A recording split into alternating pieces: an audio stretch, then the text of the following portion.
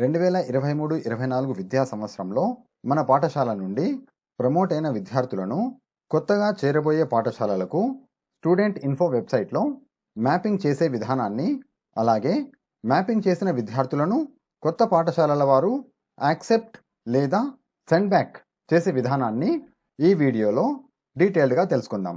నా ఛానల్ని మీరు మొదటిసారి చూస్తున్నట్టయితే నా ఛానల్ను సబ్స్క్రైబ్ చేయండి, మీ ఫ్రెండ్స్కు షేర్ చేయండి, అలాగే లైక్ చేయడం మర్చిపోకండి. నేను అప్లోడ్ చేసే ప్రతి వీడియో మీరు వెంటనే నోటిఫికేషన్గా పొందాలనుకుంటే బెల్ ఐకాన్ను యాక్టివేట్ చేసుకోండి. ఇక ఆలస్యం చేయకుండా టాపిక్లోకి వెళ్ళిపోదాం.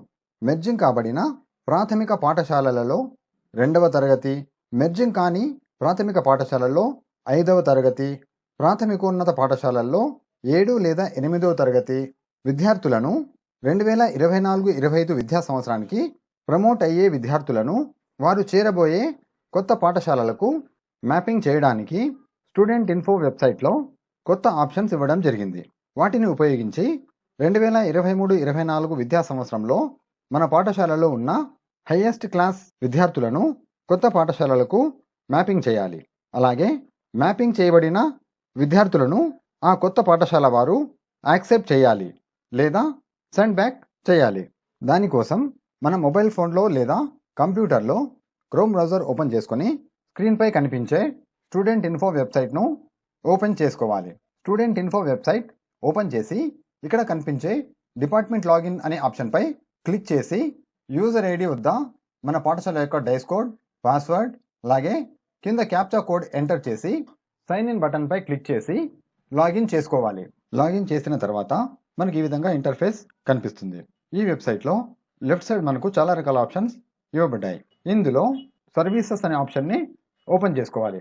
సర్వీసెస్ అనే ఆప్షన్లో student transfer and mapping to other school అనే ఆప్షన్పై క్లిక్ చేస్తే మెర్జింగ్ కాబడిన పాఠశాలల్లో 2వ తరగతి విద్యార్థులు, మెర్జింగ్ కాని పాఠశాలల్లో 5వ తరగతి విద్యార్థులు, అప్పర్ ప్రైమరీ పాఠశాలల్లో 7 లేదా 8వ తరగతి విద్యార్థులు, అందరి విద్యార్థులను 2024-25 విద్యా సంవత్సరానికి ప్రమోట్ చేసి కొత్త పాఠశాలకు మ్యాప్ చేయాల్సి ఉంటుంది. ఇక్కడ మనకు పేరు కంటే ముందు కనిపించే చెక్ బాక్స్పై క్లిక్ చేసి కింద ట్రాన్స్ఫర్ అనే బటన్పై క్లిక్ చేయగానే కింద మనకు కొన్ని ఆప్షన్స్ వస్తాయి. 1 with in mandal, with in district, with in state, out side state. ఇక్కడ పైన ఉన్న విద్యార్థులను ఇతర పాఠశాలలకు మ్యాపింగ్ చేయడం కంటే ముందు ఆ విద్యార్థుల తల్లిదండ్రుల నుండి పేరెంట్ గార్డియన్ డిక్లరేషన్ ఖచ్చితంగా తీసుకోవాల్సి ఉంటుంది. ఈ డిక్లరేషన్ ఫామ్ ఈ వీడియో డిస్క్రిప్షన్లో ఇవ్వడం జరుగుతుంది. అక్కడి నుంచి డౌన్లోడ్ చేసుకోవచ్చు. విద్యార్థి తల్లిదండ్రుల నుంచి తీసుకున్న డిక్లరేషన్ ఫామ్ ఆధారంగా ఆ విద్యార్థిని ఇతర పాఠశాలలకు మ్యాపింగ్ చేయాలి. విద్యార్థి తల్లిదండ్రులు ఆ విద్యార్థిని విత్ ఇన్ మండల్లో జాయిన్ చేయాలి అనుకున్నట్టయితే విత్ ఇన్ మండల్ అనే ఆప్షన్పై క్లిక్ చేయాలి. విత్ ఇన్ మండల్ అనే ఆప్షన్పై క్లిక్ చేయగానే మనకు క్రింది విధంగా కొన్ని డ్రాప్ డౌన్ ఆప్షన్స్ వస్తాయి. ఇక్కడ డిస్ట్రిక్ట్ సెలెక్ట్ చేసుకోవడానికి ఆప్షన్ ఉండదు, అలాగే మండలం సెలెక్ట్ చేసుకోవడానికి కూడా ఆప్షన్ ఉండదు.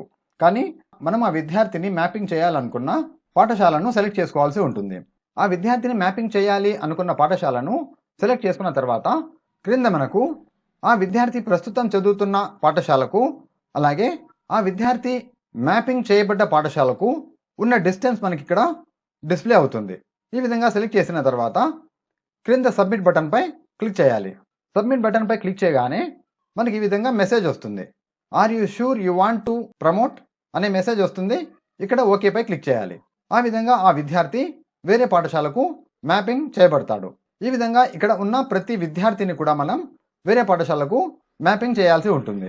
అదేవిధంగా ఆ విద్యార్థి విత్ ఇన్ మండల్లో కాకుండా వేరే మండలంలో జాయిన్ అవ్వాలి అనుకుంటే విత్ ఇన్ డిస్ట్రిక్ట్ అనే ఆప్షన్ని సెలెక్ట్ చేసుకోవాలి.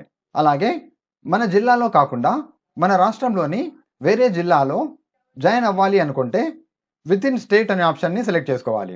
అలా కాకుండా మన రాష్ట్రం వదిలి వేరే రాష్ట్రంలో జాయిన్ అవ్వాలి అనుకుంటే అవుట్ సైడ్ స్టేట్ అనే ఆప్షన్ని సెలెక్ట్ చేసుకోవాలి. ఇప్పుడు ఒక్కొక్కటిగా సెలెక్ట్ చేసుకొని చూద్దాం.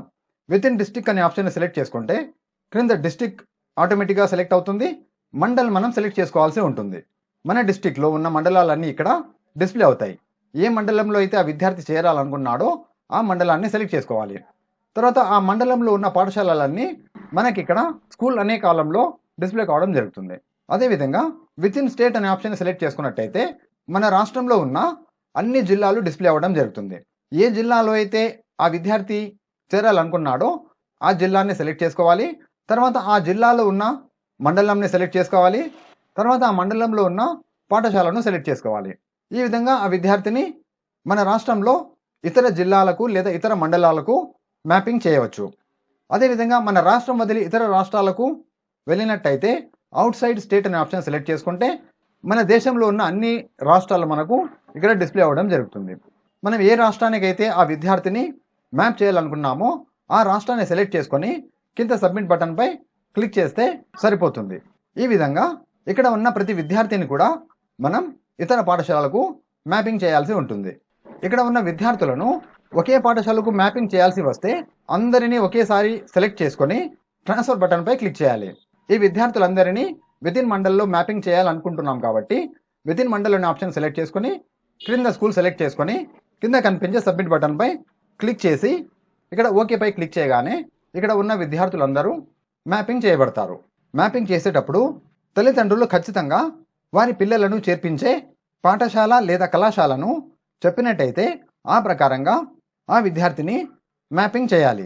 తల్లిదండ్రులు ఖచ్చితంగా వారి పిల్లలను ఎక్కడ చేర్పించేది చెప్పకపోతే మీ పాఠశాలకు దగ్గరలో ఉన్న పాఠశాల లేదా కళాశాలకి ఆ విద్యార్థులను మ్యాపింగ్ చేయాలి.